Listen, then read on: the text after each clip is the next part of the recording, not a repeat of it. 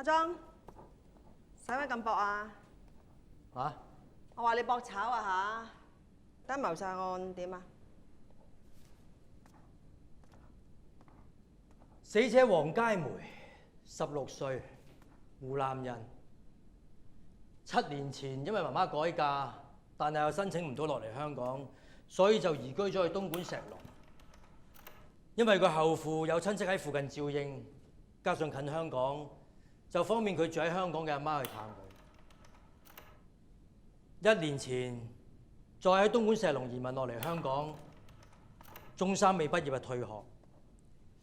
報稱喺一間模特兒公司做助理，其實就係援交少女，係同客人發生性行為嘅時候遇害嘅。屍體俾兇手削成肉碎，沖咗落屎坑，面皮俾兇手撕咗落嚟，啲骨頭俾兇手用架手推車推咗去石硤尾街市。咁醒，咁即係破咗案啦！兇手丁子聰，29歲，報稱係客貨車司機，三合會和性戀成員，兼職係販賣私煙嘅。